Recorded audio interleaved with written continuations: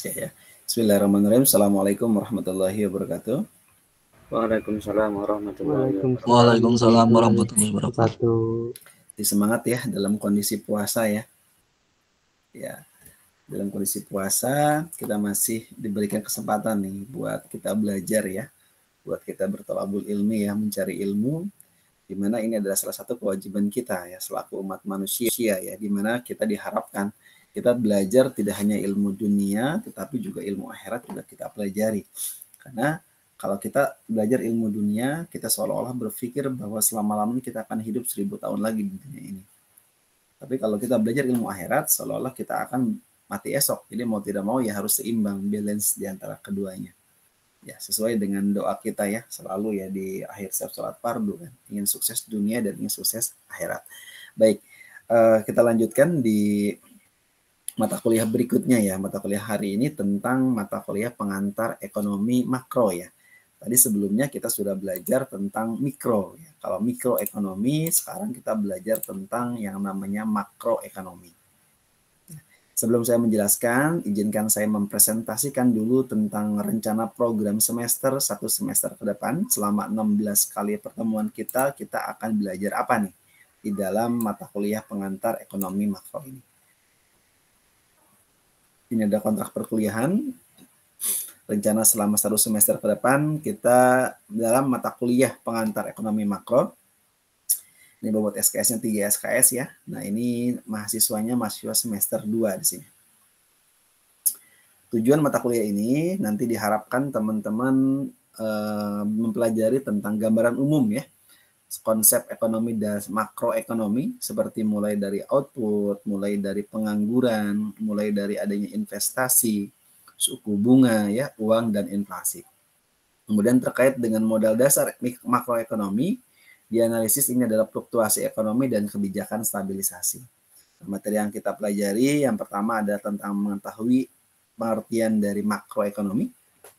Yang kedua adalah tentang data dan jenis makroekonomi. Yang ketiga adalah pendapatan nasional. Yang keempat adalah peran pemerintah dalam mengembangkan perekonomian di Indonesia. Yang kelima adalah pengukuran perekonomian Indonesia secara makro. Yang keenam adalah aspek-aspek yang mempengaruhi pendapatan nasional. Yang ketujuh adalah kebijakan pertumbuhan ekonomi. Yang ke-8 kita dalam middle test. Kemudian yang ke-9 adalah konsep pengangguran dan inflasi dalam perekonomian Indonesia. Yang ke-10 tentang kebijakan moneter internasional. Yang ke-11 tentang suku bunga dan uang. Yang ke-12 tentang teknologi dan kebijakan. Yang ke-13 adalah akumulasi modal dan pertumbuhan populasi. Yang ke-14 adalah teori siklus. Yang ke-15 adalah kebijakan stabilisasi. Kemudian yang ke-16 adalah final test. Nah, dalam perkuliahan ini, yang pertama ada bobot penilaian itu ada presensi. Presensi ini kehadiran. Nah, ini biasanya itu 10% kehadiran gitu. Nah, kedua, nanti ada teman-teman tugas. Tugas itu nanti ada 6 tugas. Baik itu gabungan merupakan tugas secara individu maupun tugas secara kelompok gitu ya. Tugasnya itu biasanya 3 kali sebelum UTS dan 3 kali sebelum UAS tugas itu. Kemudian setelah itu teman-teman dari 16 kali ini ada 2 sesi yang ada buat ujian, yaitu adalah UTS, ujian tengah semester, di mana bahannya pertemuan pertama sampai pertemuan ke-7, itu UTS. Nah, kemudian setelah itu ada UAS. UAS itu adalah materinya dari pertemuan ke-9 sampai dengan pertemuan ke-15. Nah, ini ada beberapa buku yang memang ini kan ya sebagai bahan referensi, mulai dari buku utama dan buku pendukung ya, ada makroekonomi, teori masalah dan kebijakan, ini Raja Wali Press karangan Muwana. Ada lagi Hal Hin, nah ini juga tentang ekonomi Indonesia, ini Jakarta ya, Murai Kencana. Kemudian tulis Tambunan, ini perekonomian Indonesia, ini Geraha Ilmu tahun 2000. Dan pendukungnya adalah Bari Ekonomi Makro dan dari PT Raja Grapindo Persada. Dan buku yang lainnya ya. Nanti buku referensi kalau emang ada nanti kita usahakan dalam bentuk soft copy ya.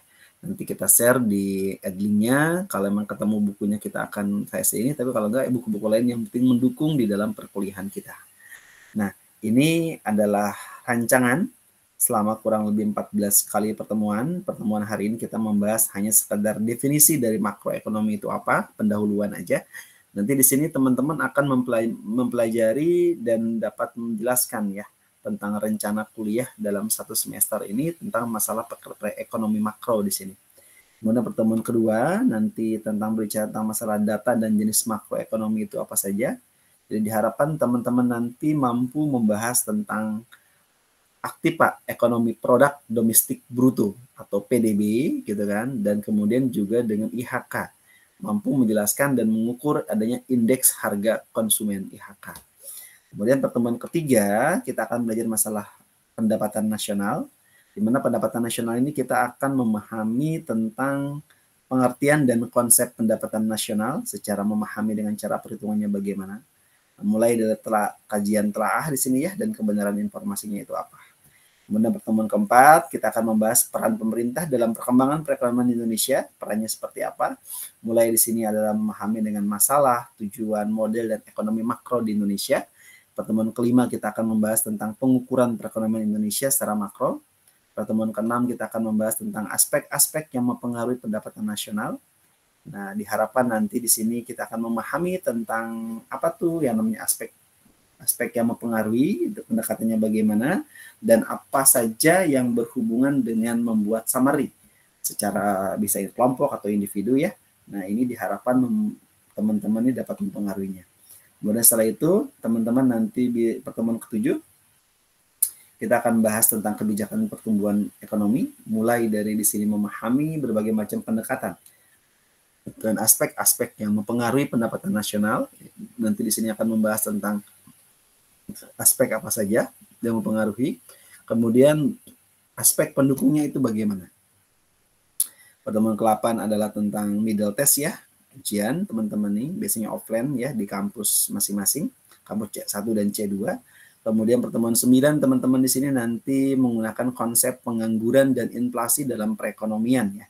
Jadi di sini akan mempelajari tentang masalah inflasi itu bagaimana, mulai dari konsep pengangguran dan inflasi dalam perekonomian Indonesia.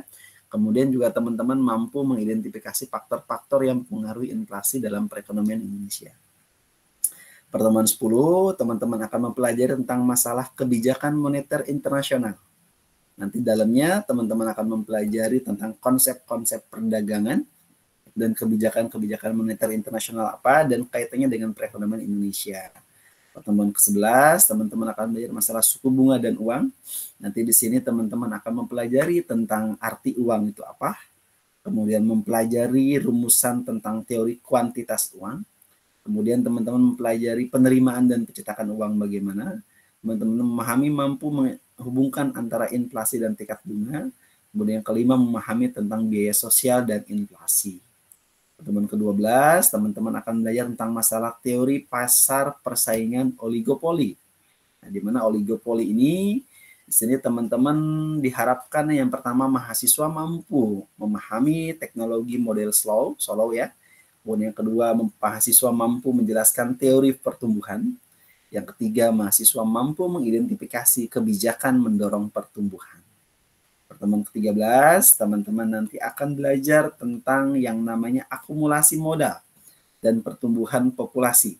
Di dalamnya teman-teman akan membahas harus mampu mengidentifikasi akumulasi modal itu bagaimana, kemudian menjelaskan tingkat modal kaidah emas, kemudian yang ketiga mahasiswa mampu menghitung pertumbuhan populasi. Pertemuan 14 dan 15 ini ada satu materi yang digabung jadi satu. Ini adalah teori siklus dan kebijakan stabilisasi. Jadi diharapkan mahasiswa mampu di sini yang pertama mampu menunjukkan mekanisme siklus bisnis. Yang kedua mahasiswa mampu menunjukkan horizon ya dari waktu makroekonomi. Yang ketiga mahasiswa mampu menjelaskan antara permintaan dan penawaran agregat. Yang keempat teman-teman mampu mengidentifikasi kebijakan stabilisasi. Itu yang akan kita pelajari ya di dalam mata kuliah pengantar ekonomi makro selama kurang lebih 16 kali pertemuan di sini.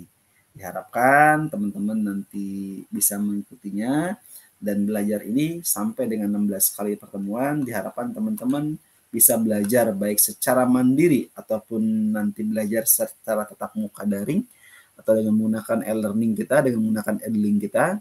Dan semua diskusi, semua apapun yang berhubungan dengan perkuliahan ini nanti di dalamnya kita akan mempelajari secara tuntas dalam mata kuliah pengantar ekonomi makro tersebut. Ini ya yang diharapkan teman-teman nanti banyak nih. Mengharapkan ada CPL dan CPMK-nya juga harus tercapai, di mana teman-teman diharapkan ada capaian pembelajaran mata kuliah pengantar ekonomi makro ini. Yang pertama, teman-teman diharapkan mampu mendefinisikan ilmu ekonomi, produk domestik bruto, dan pendapatan nasional. Yang kedua, teman-teman mampu memahami dan menguraikan model ekonomi, perekonomian Indonesia, aspek-aspek pendapatan nasional. Yang ketiga, memahami dan menjabarkan arti pengangguran ya, inflasi, kebijakan moneter, kuantitas uang.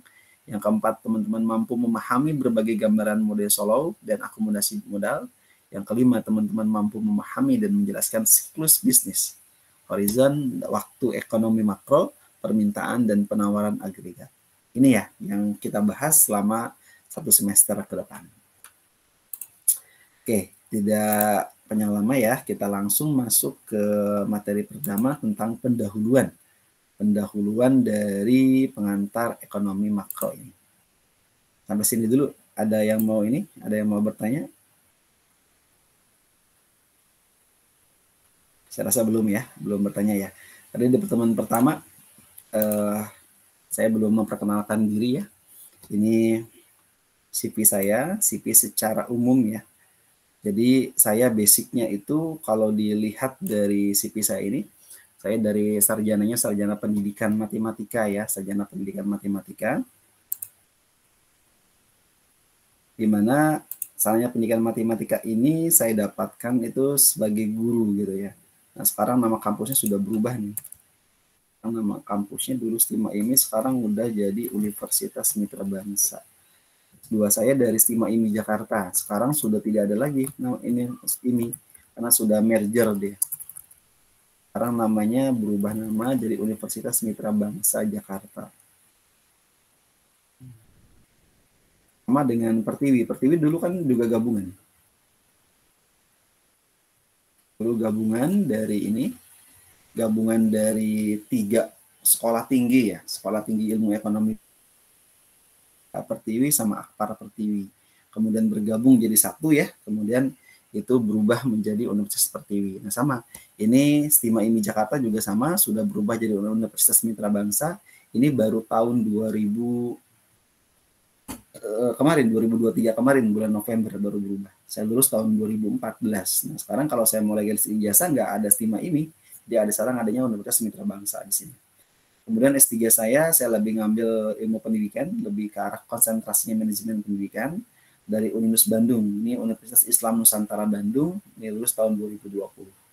Nah, saat ini saya terdaftar juga sebagai mahasiswa S2 Teknik Informatika dari Unpam ya, Pamulang.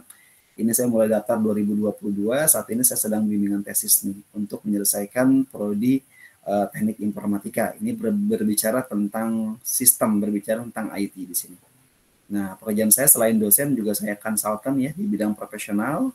Kemudian prodi dosen tetap saya ada di prodi S1 manajemen dan saya di sini sebagai dekan Fakultas Pariwisata dan Bahasa. Nah, ini CV yang pernah saya dari kampus ke kampus. Saya pernah dulu sebagai guru nggak saya cantumkan, ini baru dari saya PT kerja dulu sebagai operator nggak saya cantumkan. Ini jabatan struktural hanya di perguruan tinggi. Saya mulai dari ini saya pernah juga jadi ketua STIMIK MIC Cikarang 2016 sampai 2018. Kemudian sebagai ketua lembaga penjaminan mutu di STIMIK MIC Cikarang 2018 sampai 2020. Kemudian pernah juga menjabat sebagai direktur perencanaan universitas dan pengembangan sumber daya.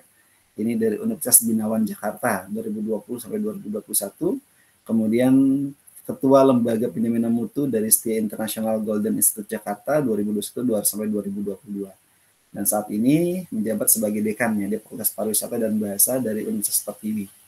Nah ini nomor WhatsApp saya yang tadi sudah teman-teman gabung ya di grup ya. Ini kita berkomunikasi, ini adalah nomor WhatsApp khusus buat dosen gitu. Nah ini email saya ya arif.hidayat@pertiwi.ac.id di rumah Bekasi. Ini ya sekilas CV saya dan teman-teman berpikir saya tidak linear ya. Kenapa saya katakan tidak linear? Karena pendidikan saya di sini itu berbicaranya adalah dari S1-nya jadi guru matematika, S2-nya pindah ke manajemen, S3-nya ke pendidikan lagi gitu. Sekarang malah ngambil S2 lagi berhubungan dengan IT. Itulah keilmuan. Sehingga yang namanya keilmuan itu terus berkembang. Dengan berkembangnya ilmu, kalau kita tidak pernah upgrade ilmu dan sebagainya, kita tidak akan pernah mendapatkan apa yang kita inginkan. Dan juga ada beberapa kegiatan pendidikan non formal, mulai dari hipnoterapi, saya juga pernah ikut, sama neurolinguistic programming, public speaking dan sebagainya. Nah, itu adalah ilmu-ilmu soft skill yang harus dimiliki, tidak hanya hard skill. Teman-teman di sekolah belajar, di kampus belajar hard skill, tetapi kadang-kadang kita lupa bahwa ilmu soft skill juga dibutuhkan di dalam pengetahuan kita untuk mengembangkan kompetensi kita di masa depan. Baik, kita lanjut ya.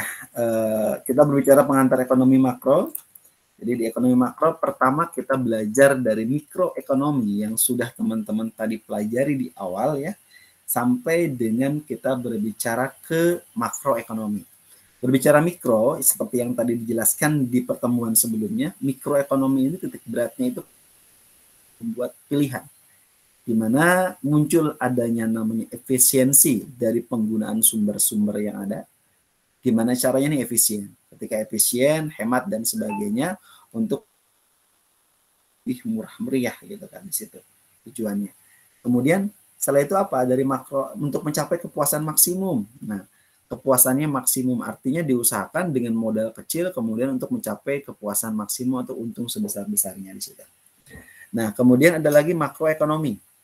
Makroekonomi yang kita pelajari saat ini lebih menekankan kepada yang namanya pentingnya segi permintaan dan penawaran yang dalam menentukan kegiatan dalam perekonomian. Nah, pentingnya kebijakan dan campur tangan pemerintah ini untuk mewujudkan prestasi kegiatan ekonomi di tingkat yang dikehendaki.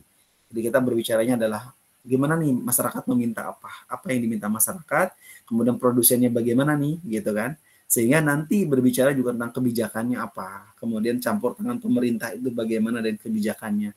Sehingga ini mewujudkan prestasi kegiatan ekonomi tingkat nasional yang dikehendaki. Ini asal mula ya perkembangan dari makroekonomi. Ini aliran klasik ya, di mana di sini dikatakan aliran klasik adalah teori dari Adam Smith. Ya, Adam Smith ini banyak ya membuat analisis mengenai masalah pengangguran, masalah inflasi, masalah ketidakstabilan ekonomi dan pertumbuhan ekonomi. Nah, Adam Smith ini dia juga mengatakan bahwa pasar bebas ini diperkirakan akan mampu membuat penyesuaian terhadap masalah-masalah tersebut. 1929 ya sampai 1932 dikatakan ada the Great Depression yang menimbulkan kesadaran bahwa sistem pasar bebas ini tidak secara otomatis menimbulkan pertumbuhan ekonomi yang tangguh. Nah, ini ada lagi yang kedua, John Maynard Keynes. Nah, ini dia menulis buku General Theory of Employment, Interest and Money yang menjadi landasan dari teori makroekonomi modern. Ini adalah si John. Nah, dalam bukunya dia mengemukakan ada dua kritikan di situ. Yang pertama, dia mengkritik tentang pandangan ahli ekonomi klasik tentang faktor-faktor yang menentukan tingkat kegiatan suatu perekonomian. Yang kedua, dia menerangkan faktor utama yang menentukan prestasi kegiatan ekonomi suatu negara, yaitu adanya pengeluaran agregat atau permintaan agregat. Nah, pengeluaran agregat atau permintaan agregat ini biasanya terjadi dari pembelanjaan masyarakat, penduduk, warga negara ya, secara keseluruhan tentang barang dan jasa. Nah, dia mengkritik ini. Kemudian persoalan pokok dalam perekonomian. Ada dua persoalan pokok dalam perekonomian. Yang pertama adalah pertumbuhan ekonomi. Nah, ekonomi ini tumbuh, dikatakan dia tumbuh jika perkembangan kegiatan ekonomi dalam perekonomian yang menyebabkan barang dan jasa yang diproduksikan dalam masyarakat bertambah dan kemakmuran masyarakat meningkat.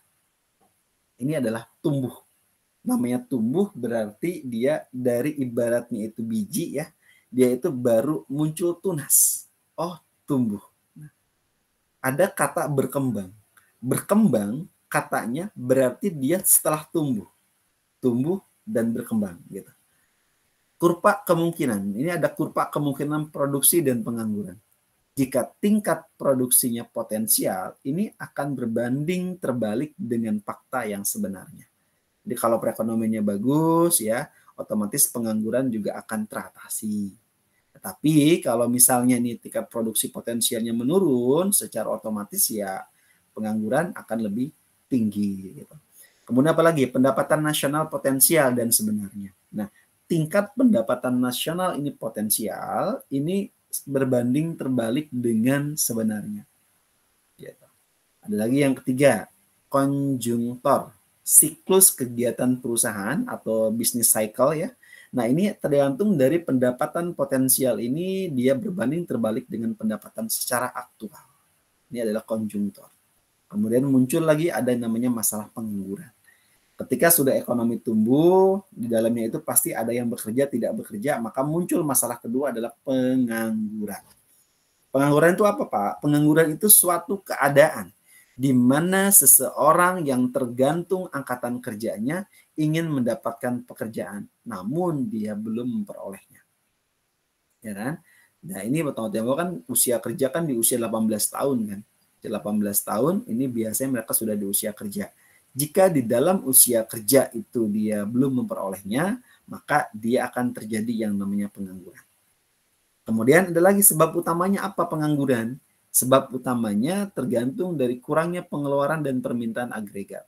Kalau permintaan dari masyarakatnya sedikit, atau akan barang dan jasa, secara otomatis berarti output yang dikeluarkan oleh produsen juga sedikit. Dengan produsen yang sedikit, berarti dia tidak butuh tenaga kerja yang lebih banyak dibandingkan dengan yang outputnya lebih banyak. Tuntutan. Akibat buruknya apa pengangguran adalah menurunnya kemakmuran masyarakat.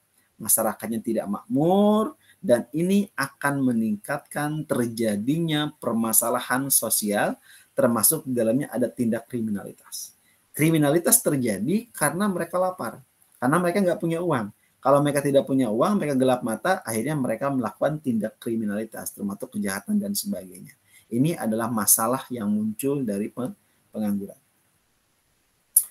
Berikutnya, akan ada namanya persoalan pokok dalam perekonomian adalah masalah inflasi. Masalah inflasi berarti di sini adalah suatu proses kenaikan akan harga-harga yang berlaku dalam suatu perekonomian. Dalam hal ini inflasi dapat bersumber dari tingkat pengeluaran agregat. Nah, ini lebih besar dari kemampuan produksi atau pekerja-pekerja yang menuntut adanya kenaikan upah.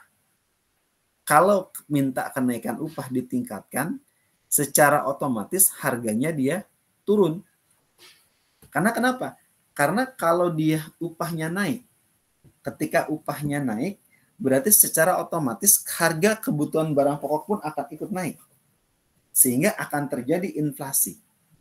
Yang paling gampang menghitung inflasi itu adalah dengan menggunakan harga emas murni. Harga emas murni per gramnya itu berapa? Kalau zaman dulu, zaman Pak Harto ya, tahun 1997-1998, harga emas murni itu per gramnya itu hanya Rp20.000 per gram. Itu zaman tahun 98. Harga emas murni, harga logam mulia. Hanya Rp20.000 per gram. Anda bayangkan dengan harga Rp20.000, berarti peningkatannya itu berapa? Hari ini, saya cek nih, harga emas murni berapa? Harga logam mulia per gramnya hari ini. Harga emas antam, logam mulia per hari ini, saya lihat nih di internet, ini ada 985.000 per gramnya. Ini emas antam logam mulia gitu.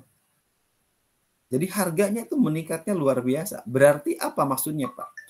Maksudnya berarti harga uang 20.000 zaman Pak Soeharto, Rp20.000 berarti saat ini setara dengan yang namanya 985.000. Wih, berlipat-lipat, Pak. Betul, berlipat-lipat. Itulah yang namanya inflasi. Teman-teman dulu waktu sekolah mungkin masih dengar, kalau zaman saya masih dengar ya, ada lagu Abang Tukang Bakso, mari-mari sini ya. Harganya di situ cuma 500 perak saja. Rp500 gitu. Itu saat dulu orang bikin lagu itu bahwa Abang Tukang Bakso itu dengan beli Rp500 sudah dapat satu mangkok bakso. Udah dia minta baksonya banyak, minta kuahnya banyak gitu. Nah, saat ini harga bakso udah beraneka ragam. Paling murah ya 15.000 sampai 20.000 itu paling murah. Berarti artinya apa? Setara tuh uang 500 rupiah itu setara dengan uang 20.000 rupiah. Saya ingat dulu saya kerja di PT tahun 2006. Gaji UMR saya 2006 itu masih UMR-nya 825.000. UMR-nya. Kalau UMR-nya itu 825.000 ya kan per bulan yang didapetin oleh seorang karyawan perusahaan itu, dan saat ini kita lihat gaji UMR Jakarta nih tahun 2024 ini sudah mencapai 5.060.000 rupiah terbaru. Upah UMR Jakarta ini berarti secara otomatis ya, jika UMR-nya 5.067.381 nih. Dengan gaji saya UMR tahun 2006, 825.000 itu sama. Jadi nilainya sama. Nominalnya beda. Nominalnya besar, tetapi nilai besarnya tidak zaman dulu. Ini inflasi.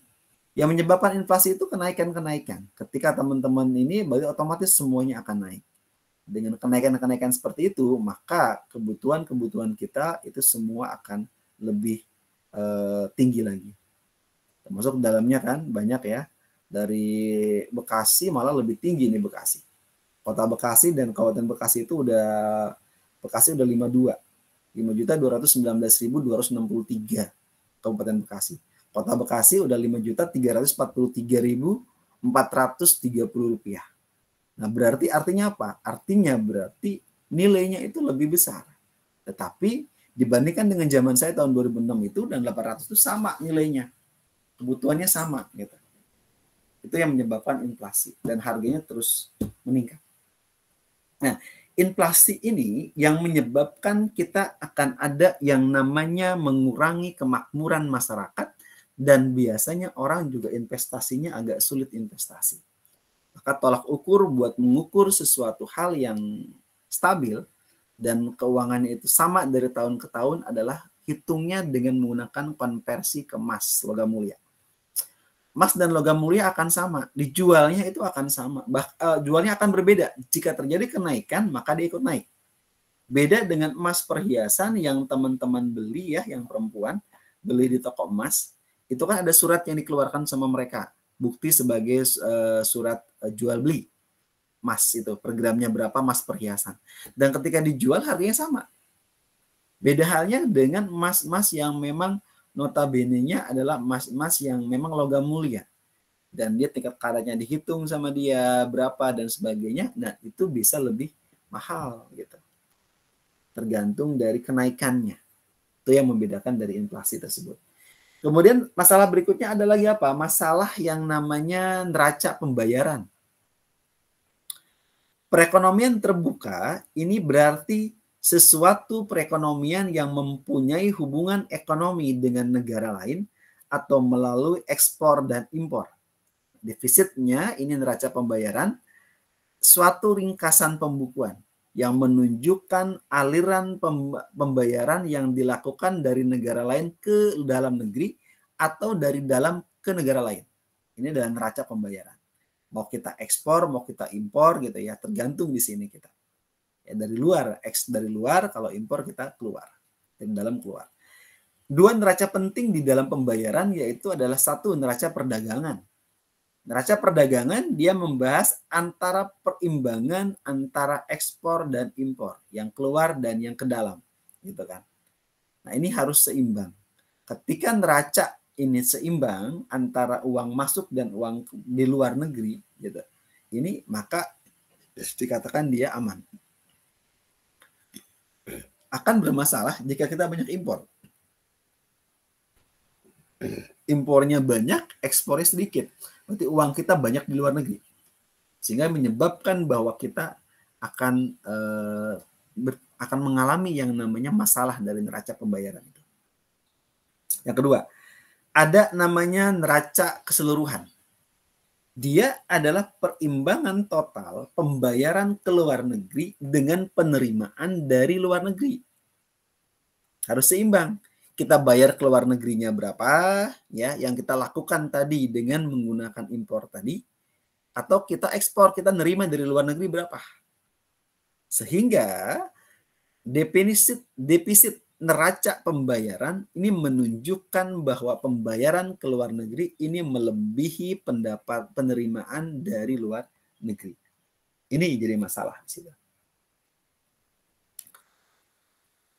Alat pengamat prestasi ekonomi. Nah, biasanya nanti kita belajar nih tentang yang namanya pendapatan nasional atau produk nasional. Nah, harusnya di pertemuan kedua nih kita belajar tentang yang namanya nilai barang dan jasa yang diproduksi suatu negara dalam periode tertentu. Ada namanya PNB, Produk Nasional Bruto. Ini adalah nilai barang dan jasa yang diproduksi oleh warga negara suatu negara dalam periode tertentu. Itu adalah PNB, Produk Nasional Bruto. Ada yang kedua namanya PDB, Produk Domestik Bruto. PDB itu adalah nilai barang dan jasa yang diproduksi oleh penduduk suatu negara dalam periode tertentu. Itu PDB. Nah, bagaimana tingkat pertumbuhan ekonomi? Misalnya nih, saya kasih ilustrasi contoh. Digunakan untuk menilai prestasi pertumbuhan ekonomi dan tingkat kemakmuran masyarakat. Misal PDB real tahun 2014 adalah 120 triliun dan meningkat menjadi 126 triliun pada tahun 2015. Berarti antara 1 tahun ini ada peningkatan. Dari tahun 2014 120, tahun 2015 126.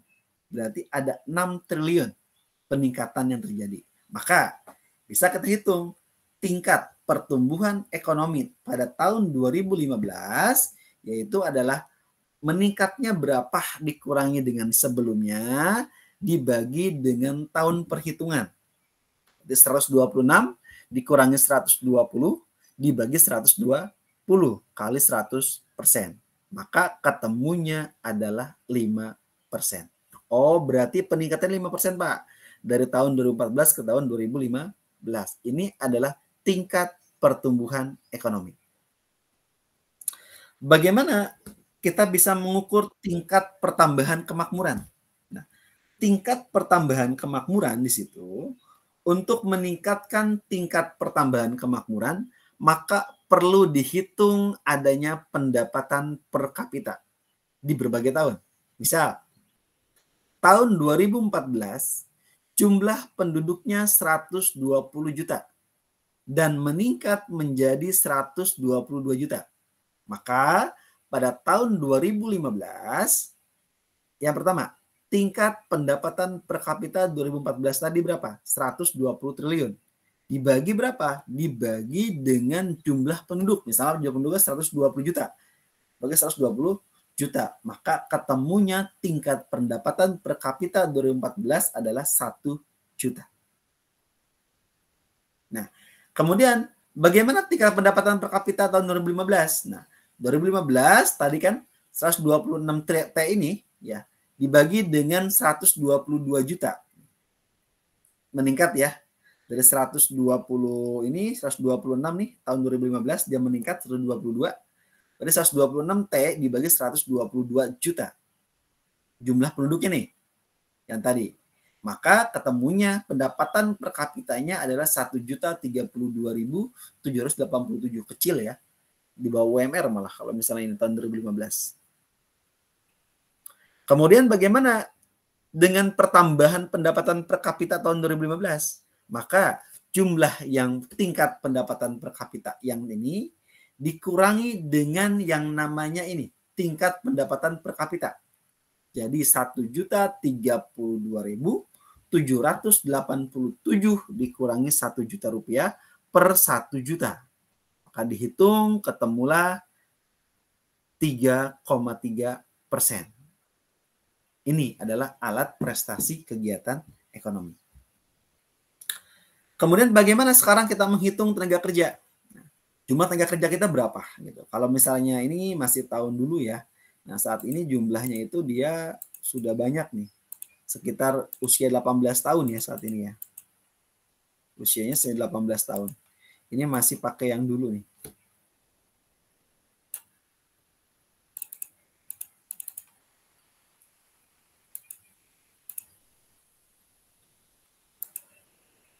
Tenaga kerja dan pengangguran.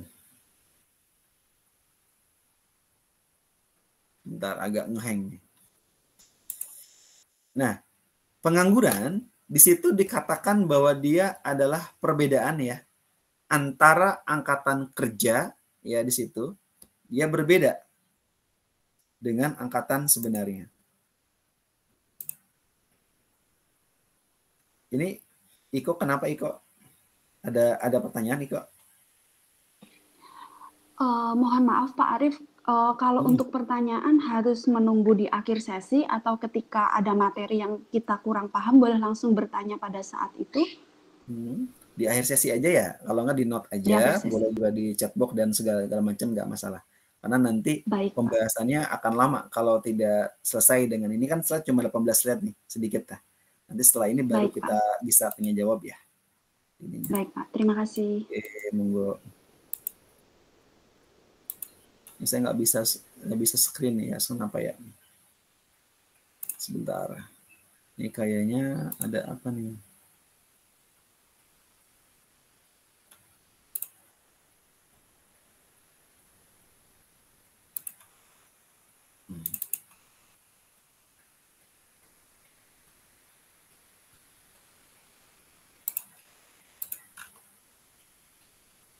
Tadi tentang ini ya, masuk ini tenaga kerja ya. Ini masih yang dulu nih, 10 tahun. Ini mau saya rubah, ternyata dia JPEG bentuknya. Nggak mau dia. Nggak mau dibesarin. Ntar saya stop screen dulu, kayaknya nih trouble di sini nih.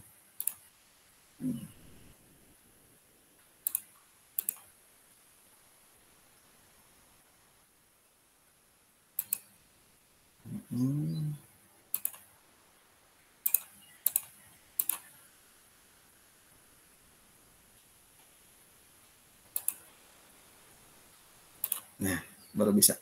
Oke, berikutnya tentang tenaga kerja. Nah, tenaga kerja dan pengangguran. Pengangguran tadi adalah perbedaan ya antara angkatan kerja dan penggunaan tenaga kerja yang sebenarnya. Angkatan kerja itu apa? Angkatan kerja adalah jumlah tenaga kerja yang terdapat ya pada suatu perekonomian dalam waktu tertentu. Untuk menentukan angkatan kerja, ini diperlukan dua informasi. Pertama, jumlah penduduk berusia lebih dari 18 tahun ya. Itu belum saya rubah. Adalah penduduk usia kerja. Kemudian yang kedua adalah jumlah penduduk berusia lebih dari 18 tahun dan tidak ingin bekerja. Ini bukan angkatan kerja. Jika kita hitung perbandingannya antara angkatan kerja dengan penduduk usia kerja dalam bentuk persen, ini dinamakan sebagai tingkat partisipasi angkatan kerja. Cara menghitungnya begini. Misal, dalam suatu perekonomian ini terdapat 14.891.761 penduduk usia kerja. Namun, yang termasuk angkatan kerja itu cuma 9.124.458 orang. Dan hanya 8.528.571 orang yang memiliki pekerjaan. Berarti di sini ada beda ya. Ada di sini jumlah penduduknya berapa, ada jumlah penduduk usia kerja, dan ada yang bukan angkatan kerja. Nah, kalau di sini berarti kita menghitung yang pertama adalah tingkat partisipasi angkatan kerja. Tingkat partisipasinya berapa? Tingkat partisipasinya berarti 9.124.458 dibagi 14 juta total semua ini 891.761 kali 100%. Maka ketemulah 61,3%. Yang kedua, jumlah pengangguran bagaimana? Jumlah penganggurannya 9.124.000 458 dikurangi dengan yang punya pekerjaan 8.528.571. Ketemu jumlah penganggurannya sebesar 595.887. Maka tingkat penganggurannya kalau kita hitung berapa persentasenya, berarti yang nganggurnya berapa dibagi dengan angkatan kerja 595.887 per 9.124.458 kalikan dengan 100%. Maka ketemulah penganggurannya sebesar 6,5%. Nah, negara dianggap telah mencapai tingkat penggunaan tenaga kerja penuh atau kesempatan kerja bila penuh pengangguran itu harus kurang dari 4%. Ini dikatakan negara berhasil. Tetapi kalau penganggurannya masih banyak, dia masih di atas 4%, maka ini masih PR ke depan untuk bisa diinikan tenaga kerja kita akan lebih banyak yang bekerja. Nah, ini juga masalah di era sekarang, Society 5.0. Semenjak pengangguran banyak, tetapi tenaga robot semakin banyak, sehingga otomasi lebih banyak dengan menggunakan AI dan segala macam, sehingga pengangguran lebih tinggi dibandingkan dengan tenaga-tenaga yang lain. Nah, ini PR kita. Kita selaku generasi penerus bangsa yang memang berpendidikan, terdidik, berarti kita tidak usah takut dengan perkembangan ini. Karena kita sudah memikirkan ke depan. Dengan cara kita berkuliah, kita ingin merubah keadaan hidup kita, berarti secara otomatis kita akan terus mengikuti zamannya. Sama halnya, kita mau aktif, kita mau berjuang, kita mau jadi orang penting di zamannya, maka kita harus punya ilmunya. Segala sesuatu kita tidak punya ilmunya, maka kita tidak akan bisa untuk bisa mengembangkan itu. Makanya penting banget ya, namanya pendidikan itu salah satu garda terdepan kalau saya mengatakan untuk kita bisa mengubah keadaan hidup kita di zaman saat ini. Kalau orang tuanya ada, orang tuanya pengaruh, dia pejabat segala macam, anak tanpa sekolah pun bisa. Tetapi kalau kita orang biasa aja dan orang kita B aja, nah berarti jalur pendidikan adalah jalur tercepat, jalur yang paling mudah untuk bisa mendapatkan apa yang kita inginkan.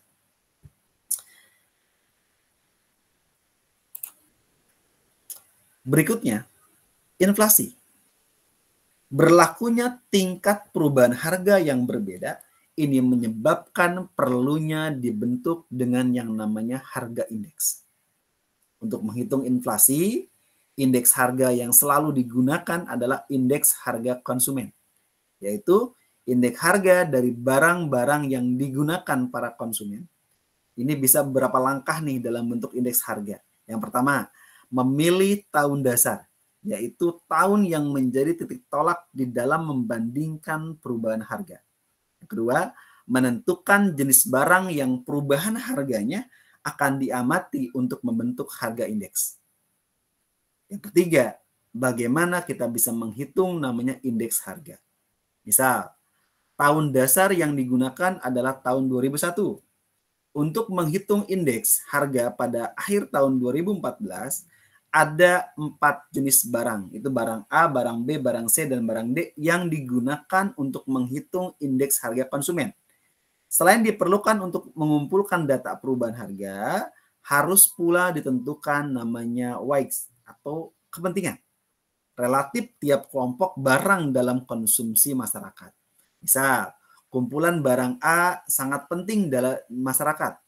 Pengeluarannya meliputi 50% dari pengeluaran keseluruhan masyarakat. Maka barang A dikatakan dengan weight atau kepentingannya 50%. Atau namanya skala prioritas mana yang paling penting. Ini contoh.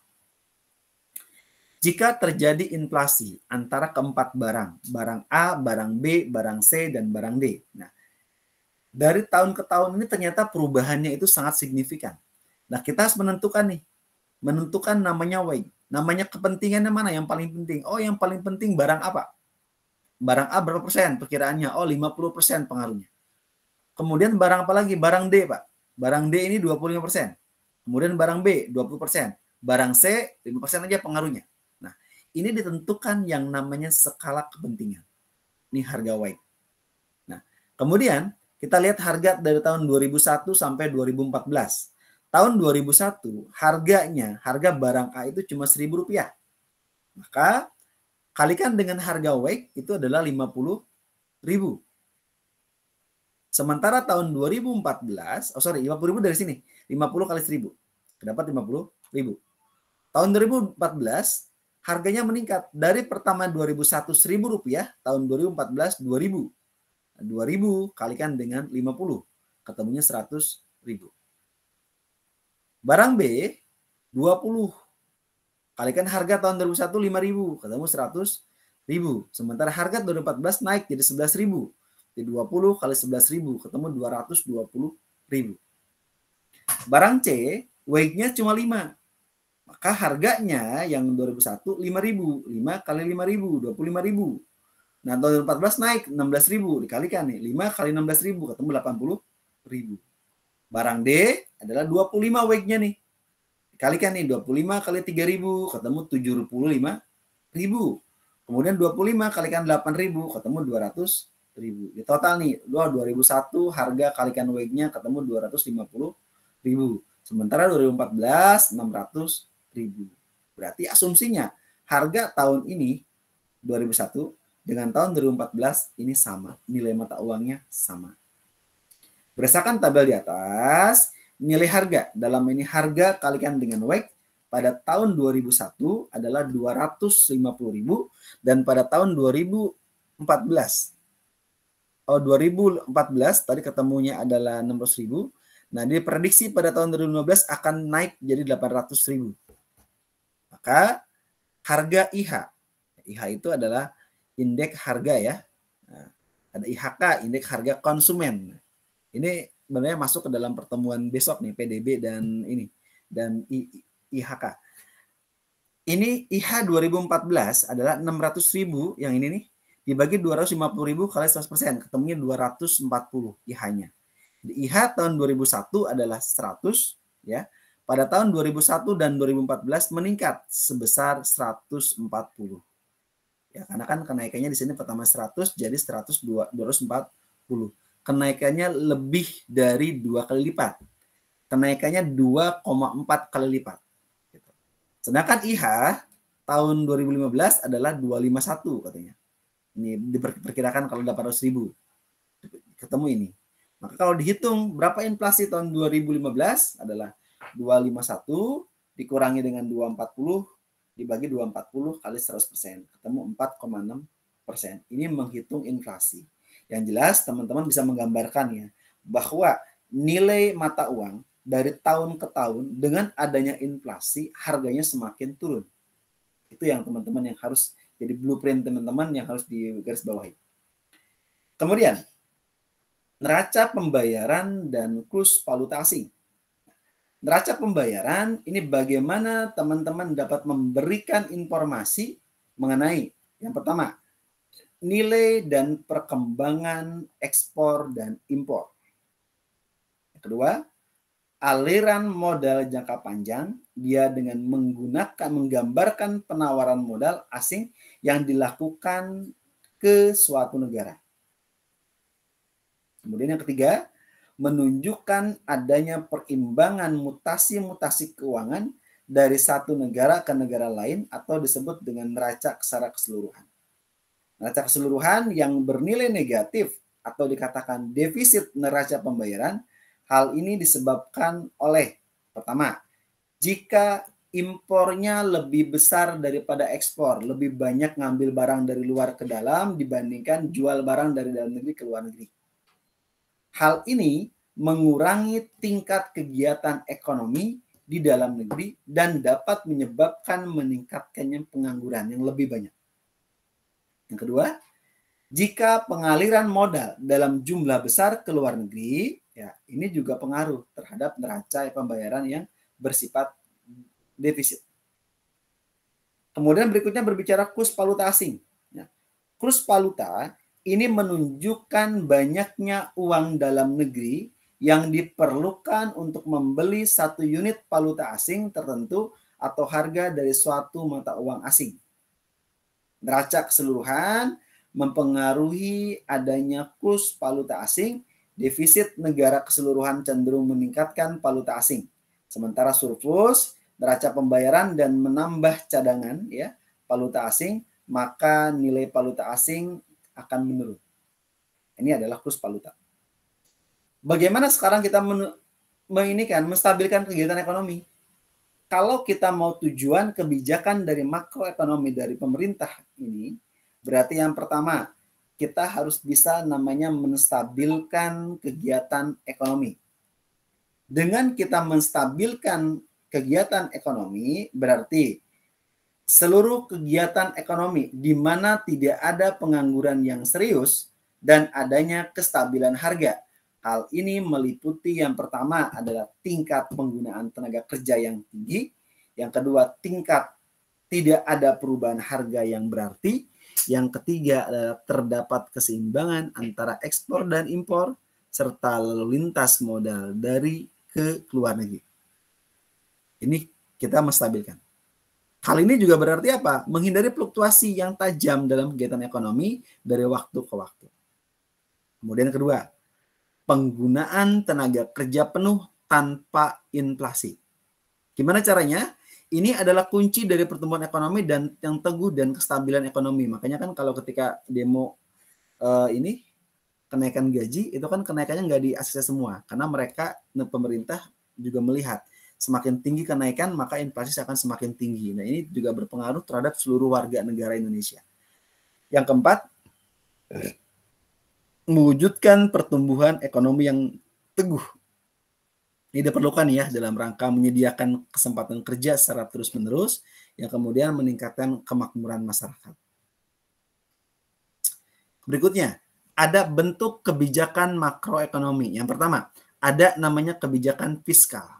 Apa tuh kebijakan fiskal? Kebijakan fiskal itu meliputi langkah-langkah pemerintah di dalam membuat perubahan dalam bidang perpajakan dan pengeluaran pemerintah dengan maksud mempengaruhi pengeluaran agregat dalam perekonomian.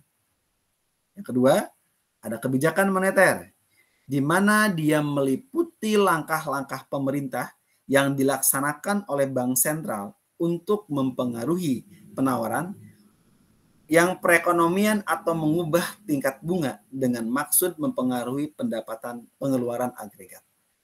Kebijakan segi penawaran ya di sini yang ketiganya adalah kebijakan fiskal dan moneter yang dianggap sebagai kebijakan yang mempengaruhi pengeluaran agregat, baik itu secara kebijakan dari segi permintaan, ini bertujuan untuk meningkatkan efisiensi kegiatan perusahaan sehingga dapat menurunkan harga atau mutu yang lebih tinggi. Salah satu kebijakan dari segi penawaran adalah kebijakan pendapatan atau yang namanya income policy, yaitu langkah pemerintah yang bertujuan mengendalikan tuntutan kenaikan pendapatan pekerja.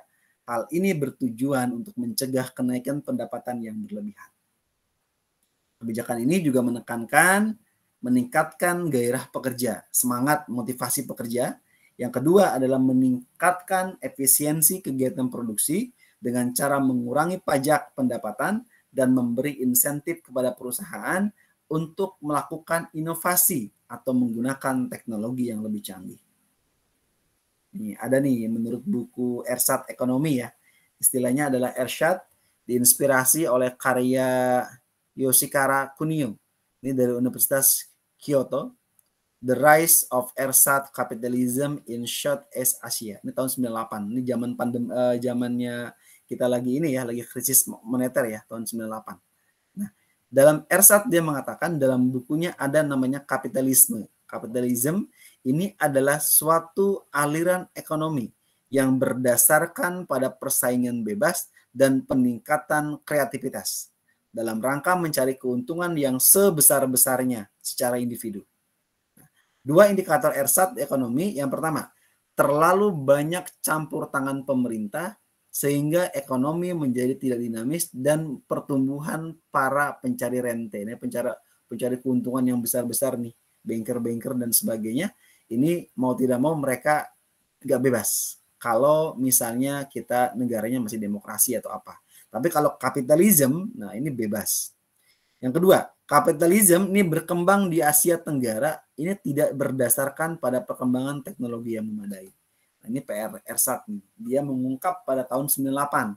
Nah, saat ini tantangan bahwa pertumbuhan ekonomi Indonesia ini mau tidak mau harus mulai menggunakan teknologi-teknologi canggih sudah masuk ke pemerintahan atau yang lainnya. Ini ya yang bisa saya sampaikan di pertemuan perdana ini. Jika ada sharing atau pertanyaan, dipersilahkan. Tapi sebelumnya saya absen dulu ya. Ini makro presentasinya. Dian Rahmat Nugroha ada? Hadir, Pak. Rohmat Hidayat? Hadir, Pak. Yuda Pratama?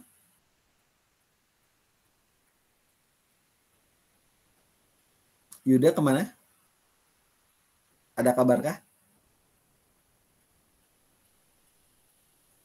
Gak ada kabar ya? Haryanto? Hadir, Pak. Hadir, oke. Ini satu. Yang kedua, Naila Latifah Zahra. Oke. Hadir, Pak. Era Setianingsih. Hadir, Pak. Sally Mutia Nurifani. Hadir, Pak. Iko Dwi Maharini. Hadir, Pak. Oke. Yang belum ada di WhatsApp grup ya. Beserta teman-teman yang ada pun ini pasti udah ke record sih, nggak berubah. Tapi yang sudah ada pun nggak apa-apa digabung aja yang hadirnya biar nanti bisa saya cek secara ini ya, secara bareng-bareng sama temennya. Baik, silakan. Jika ada pertanyaan dipersilakan.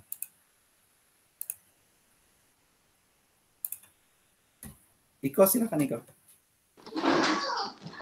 Terima kasih atas kesempatan yang telah diberikan, Pak. Saya ingin tanya terkait dengan inflasi.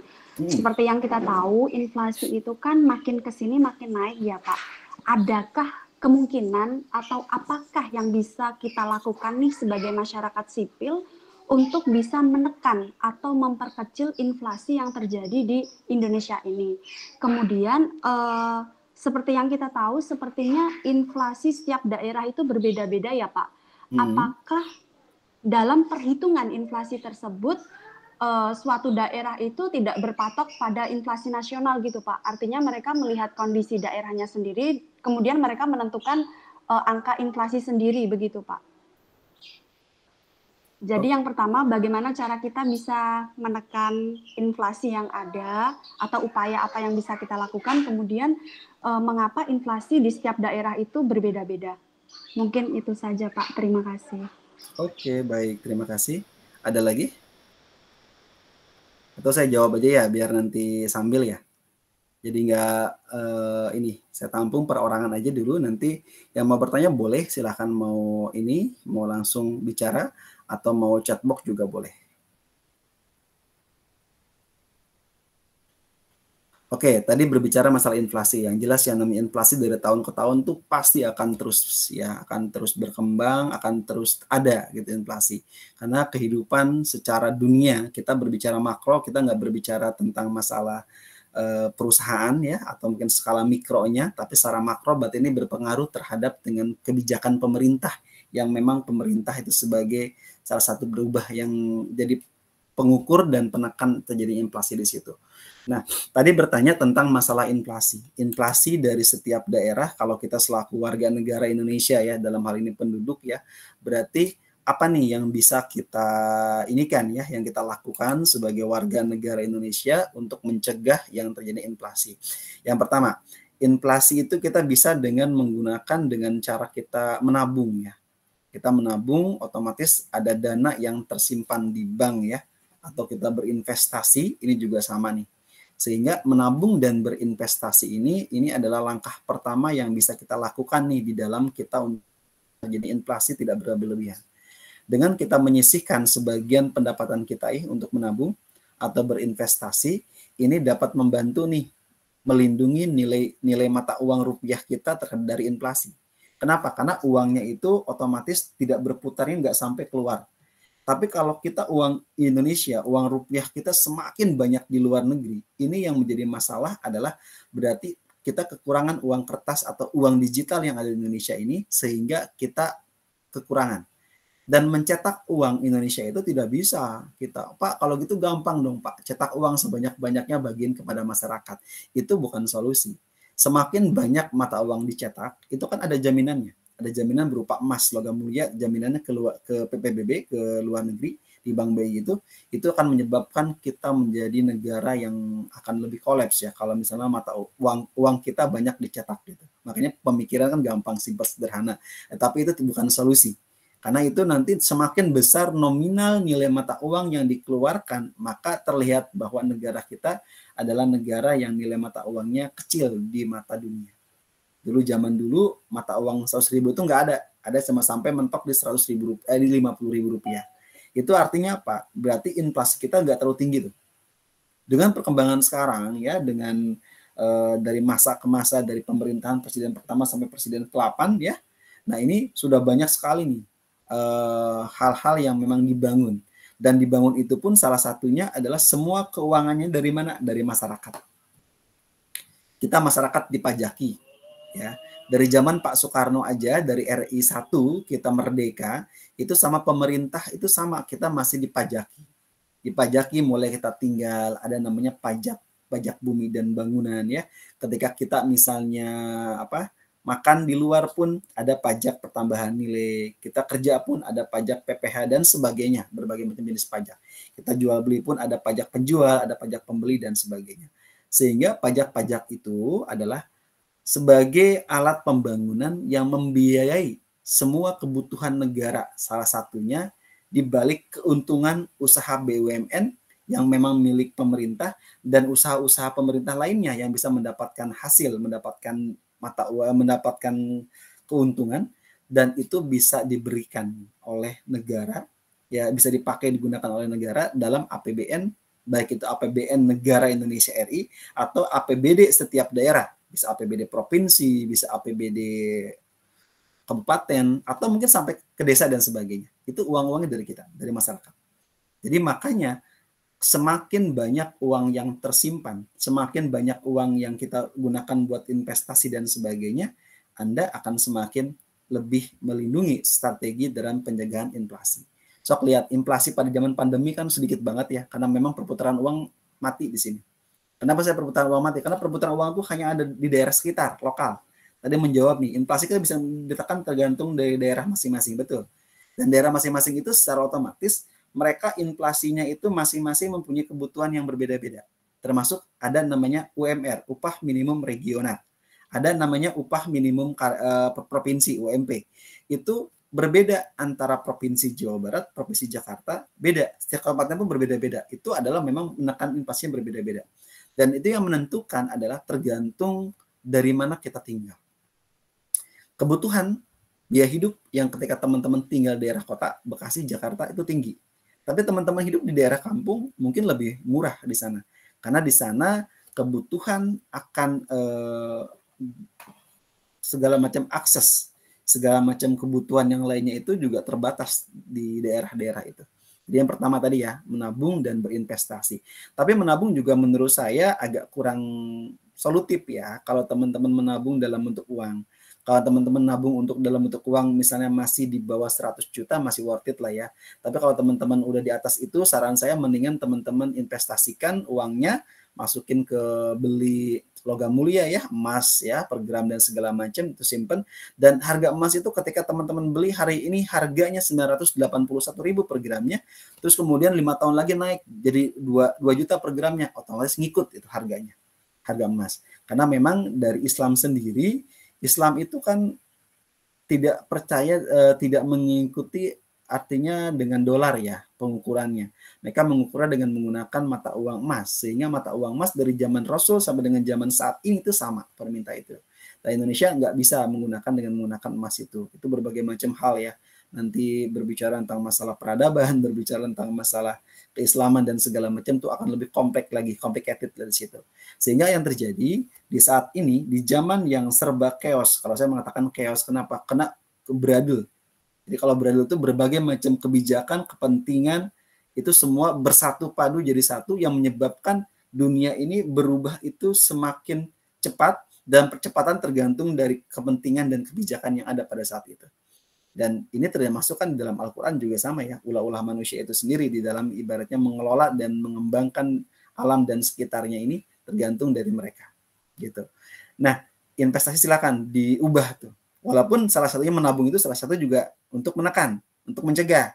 Tapi tetap kalau punya uang besar, apalagi saat ini, teman-teman punya uang di rekening di atas 1 miliar, ini akan dapat teguran dari kantor pajak dan teman-teman akan ditanyai uang itu dari mana.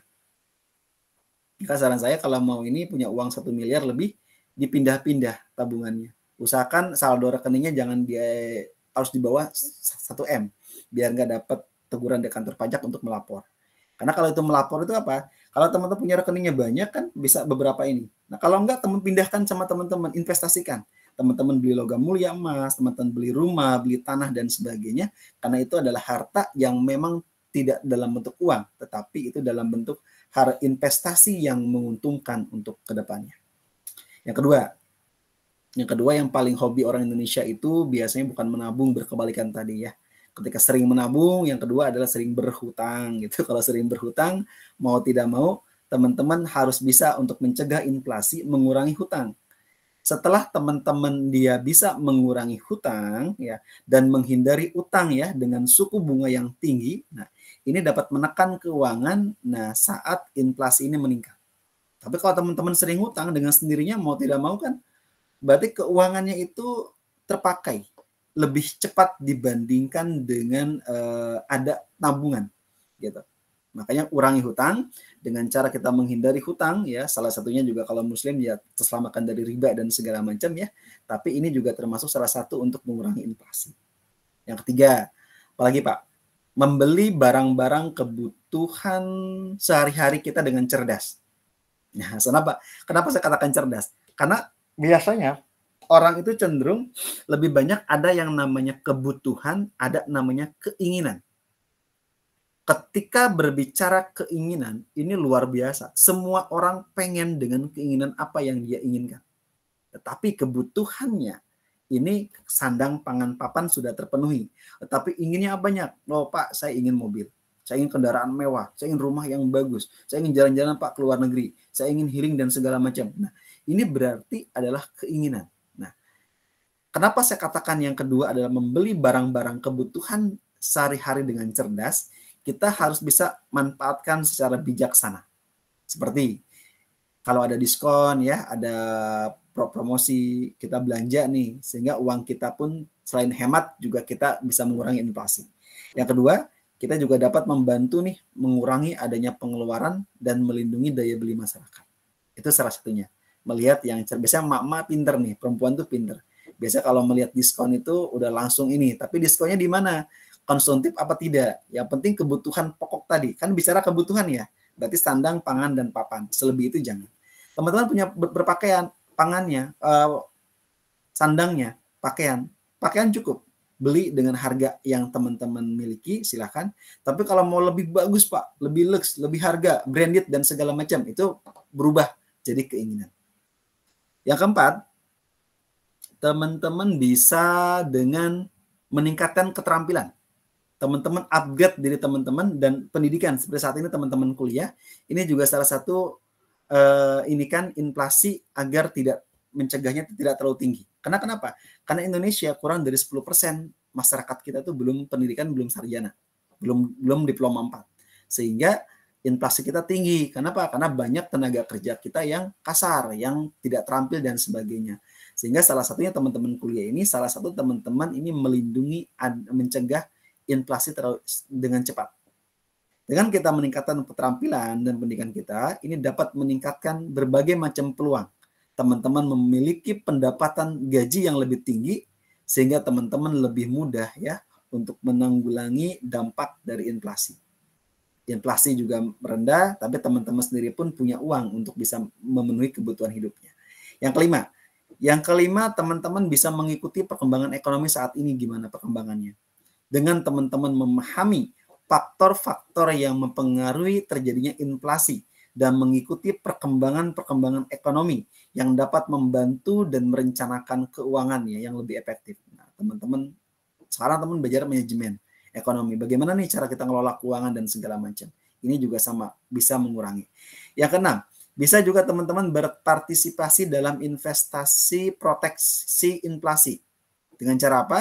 Teman-teman bisa menginvestasikan sebagian dana yang teman-teman miliki dalam instrumen inflasi yang dianggap melindungi inflasi. Seperti apa, Pak? Saham atau properti. Properti itu bisa rumah, bisa ruko, bisa tanah ya dan sebagainya ya. Bangunan yang komersil. Nah, ini dapat membantu mengurangi dampak inflasi terhadap kekayaan.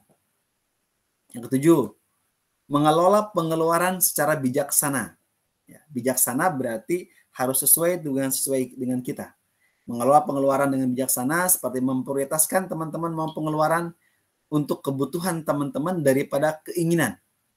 Dapat membantu menjaga stabilitas ya keuangan di tengah kenaikan harga yang ada. Nah, kalau teman-teman targetnya punya rumah, itu termasuk properti, termasuk investasi. Tapi ketika teman-teman membeli kendaraan motor, beli mobil, itu bukan investasi. Itu apa? Itu kebutuhan. Kenapa saya katakan kebutuhan? Karena harga kendaraan, dalam hal ini mobil ataupun kendaraan bermotor, itu harganya akan terus turun dari tahun ke tahun. Tahun pertama harganya masih 100%. Tahun kedua sudah 80%. Tahun ketiga sudah 70%, 60% dan sebagainya. Makanya kan nilai dari harga kendaraan itu dari tahun ke tahun itu terus namanya itu dia menurun. Makanya bukan investasi, tapi itu kebutuhan. Yang memang kebutuhan itu dilihat sama teman-teman, kira-kira butuh apa tidak. Karena kebutuhan setiap manusia itu berbeda-beda. Mungkin ada orang yang belum butuh mobil, ya nggak apa-apa dia pakai motor. Tapi ada orang yang sudah butuh mobil, beli mobil silahkan. Yang penting dia mampu gitu, tidak masalah. Karena kenapa? Karena kalau kita terus tidak bisa memenuhi kebutuhan hidup kita, karena kan untuk apa Pak kendaraan? Kendaraan itu pertama buat keamanan, buat kenyamanan, ya kan? Kita kemana-mana nyaman, tidak kehujanan dan segala macam. Tapi itu lumayan Pak. Makanya dihitung uang Anda ada berapa, sehingga Anda lebih bijak dalam menggunakan keuangan Anda. Kemudian apa lagi? Anda harus lebih cerdas, selain itu juga menggunakan teknologi yang finansial. Teknologi finansial ini saat ini tuh banyak ya aplikasi-aplikasi dengan menggunakan manajemen keuangan atau pembayaran digital ya yang dapat membantu nih pengolah keuangan pribadi teman-teman dengan menggunakan biaya transaksi. Saya termasuk generasi yang memang jarang megang uang cash ya dibandingkan dengan dana digital ya. Makanya kan di awal saya pernah ini, ketika teman-teman ketinggalan dompet itu tidak stres, tapi teman-teman ketinggalan handphone stres banget gitu. Karena semua dana transaksi apapun semua sudah menggunakan handphone. Yang penting kuotanya ada, saldonya ada gitu dan baterainya full gitu ya. Kalau baterainya nggak lowbat gitu. Itu salah satu penggunaan di situ. Dengan penggunaan yang ada, dengan berbagai macam hal di situ, diharapkan kita dapat mencegah terjadinya inflasi. Nah, terus tadi nanya di daerah pertanyaan kedua.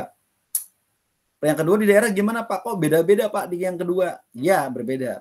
Kenapa berbeda? Yang pertama, permintaan dan penawaran itu berbeda-beda. Setiap daerah yang memiliki karakteristik ekonomi yang berbeda-beda, yang nggak sama ya, seperti tingkat permintaan akan barang dan jasa, dan ini juga dapat mempengaruhi tingkat inflasi. Contoh, kebutuhan permintaan tentang takjil yang luar biasa yang ada di daerah kota, ini setiap hari kita sekarang melihat ya orang yang dulunya tidak berjualan mendadak jadi orang penjual. Tapi di kampung-kampung mungkin sudah mulai sepi, tidak ada. Karena mereka lebih menyiapkan diri sendiri. Mereka sudah menyiapkan dengan keluarga mereka sendiri, kolak bikin sendiri dan sebagainya bikin sendiri. Nah ini permintaannya beda. Sehingga dengan permintaannya beda, kebutuhannya beda, sehingga di sana itu tidak selaris di kota. Tidak terlalu tinggi kebutuhan di kota. Maka di desa itu lebih aman inflasinya dibandingkan dengan di kota-kota. Yang kedua apa? Perbedaannya Pak di daerah. Biaya hidup.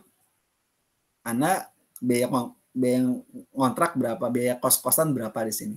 Kos-kosan kecil aja cuma 1 ruang, 2 ruang sama kamar mandi ya.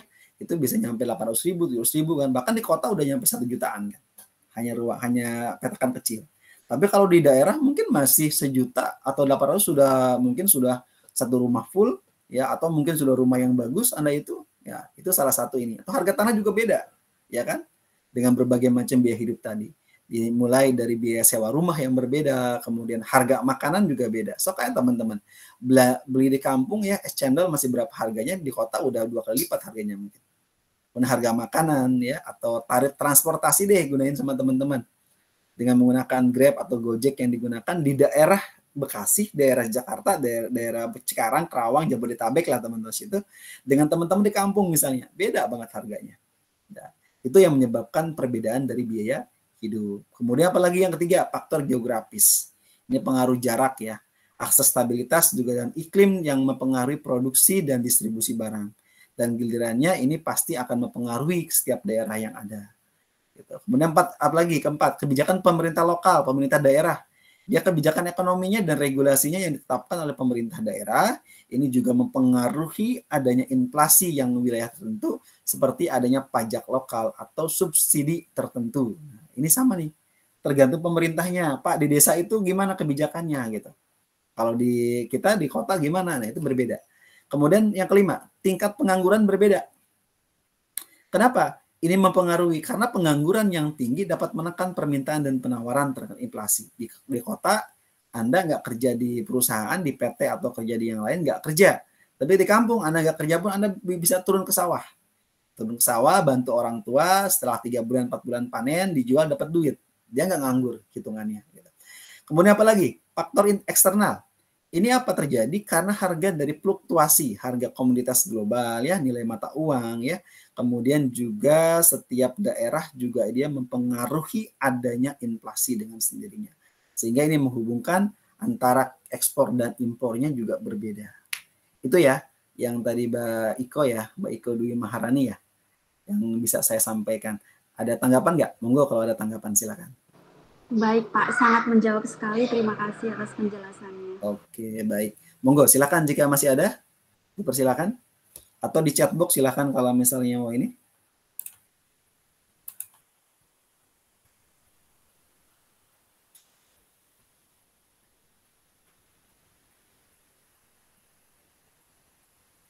Bikin absen di itu dulu ya, di makro ya, di list aja. Seperti yang tadi di mikro, silakan. Baik, kalau tidak ada, kita sampai jam 12 ya, nggak apa-apa ya. Karena ini kondisinya lagi puasa juga kan, jadi mau sholat zuhur dan sebagainya. Nanti teman-teman tinggal ini aja, dari bahan yang ada, nanti semua di-editing semua. Nanti saya informasikan, nanti kita bisa juga bersosialisasi ya, selain di daring ini.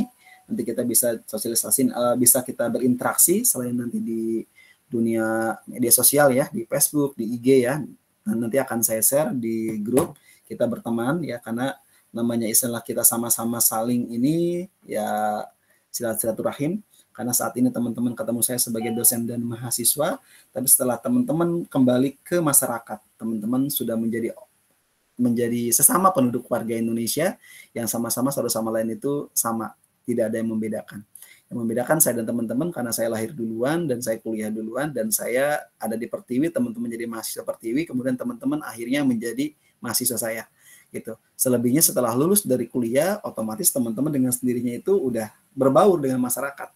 Tidak ada yang namanya istilahnya mahasiswa dan dosen. Itu hanya ibaratnya sebutan di dalam perkuliahan saja. Selebihnya semua sudah mulai ketika sudah teman-teman beraktivitas di masyarakat, teman-teman harus lebih hebat dibandingkan para dosennya sehingga terus berjuang.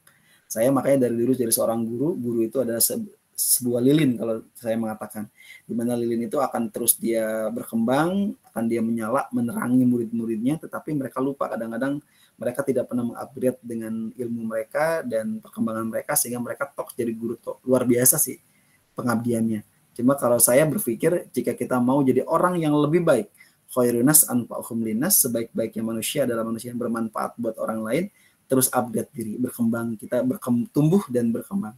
Ketika kita berpikiran tumbuh dan berkembang, itu semua ada di kita. Allah tidak akan merubah nasib kita kalau diri kita sendiri tidak mau merubahnya. Maka rubah dari diri kita sendiri. Kalau kita mau merubahnya, insya Allah, jalan apapun itu pasti ada. Kuliah ataupun tidak kuliah, itu semuanya akan dibantu dengan kekuasaan Allah Subhanahu wa Ta'ala. Kenapa saya bilang katakan begitu? Karena doa yang kita panjatkan sama Allah, doa yang kita panjatkan sama Tuhan, biasanya Allah mengabulkan doa kita bukan apa yang kita minta, tetapi apa yang kita butuhkan. Jadi kalau kita minta terlalu tinggi, kata Allah belum waktunya, Allah pending doa kita. Kalau nggak pending, Allah ganti. Kalau nggak ganti, Allah ijabah doa kita langsung di situ. Ada 3 alternatif doa yang di situ yang ada. Maka jika teman-teman ingin doanya diijabah, perbanyak kebutuhannya ada. Dengan kebutuhan teman-teman yang ada, kebutuhan teman-teman yang baik, insya Allah dengan jalannya itu ada semua.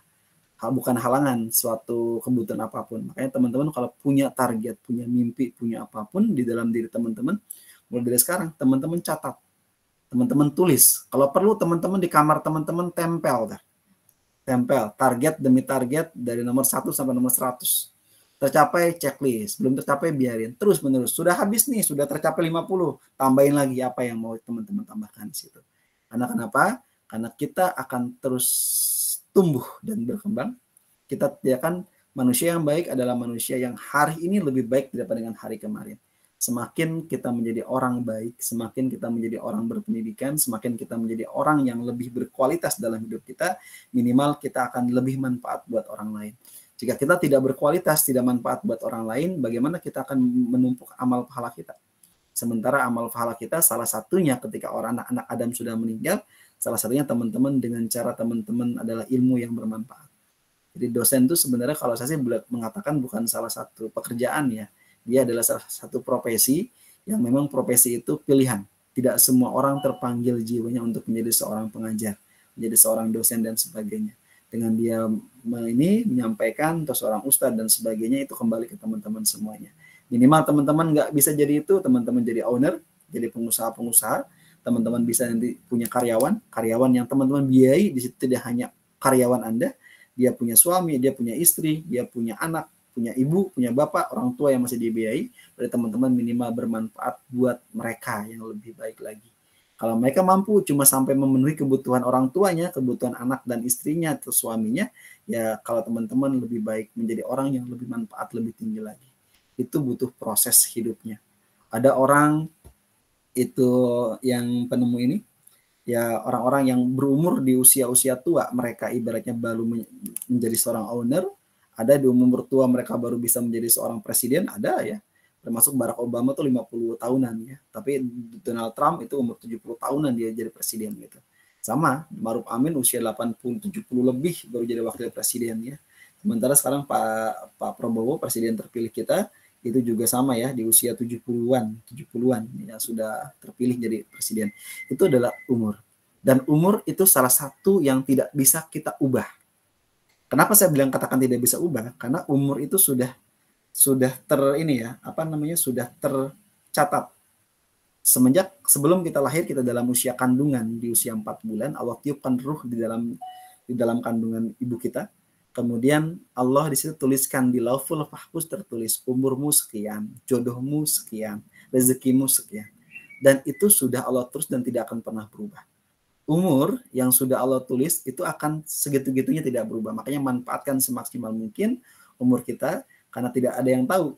Ajal menyebut itu tidak ada yang tahu. Semua itu rahasia Allah. Kedua adalah berkaitan dengan rezeki. Kita tidak akan meninggal jika semua rezeki yang sudah Allah tuliskan di Lauhul Mahfuz itu semuanya itu belum kita terima secara keseluruhan, tidak akan pernah meninggal. Karena itu sudah tertulis. Kalau sudah semua, berarti sudah selesai hidup kita. Kemudian yang lainnya adalah umur, jodoh, rezeki, jodoh ya. Jodoh juga sama. Di Lauhul Mahfuz tertulis. Jadi di situ Anda pacaran sama si A, si B dan segala macam, kalau bukan jodohnya nggak bakal ketemu, nggak bakal jadi gitu. Karena sudah tertulis. Dan jodoh juga memang itu sudah takdirnya. Ada orang yang bertakdir jodoh cuma setahun, habis itu mereka cerai dan sebagainya. Walaupun di buku nikah nggak ada tanggal expirednya kan. Tetap itu adalah proses kehidupan. Dan dunia ini semuanya adalah berproses. Semakin kita lebih tua, kita akan lebih semakin bijak dengan kehidupan.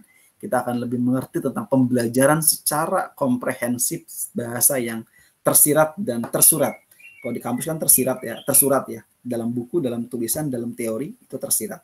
Tapi pembelajaran di alam nyata, pembelajaran di dunia, kita akan menjadi orang yang lebih bijak ya, akan menjadi orang lebih bijak, lebih baik lagi dengan kehidupan kita yang ada.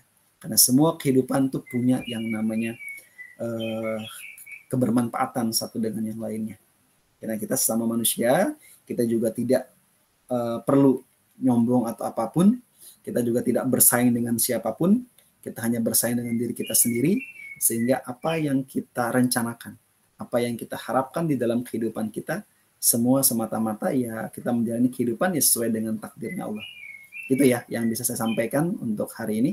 Terima kasih, sampai jumpa di minggu depan. Saya akhiri. Jika ada kesalahan dari saya, mohon maaf.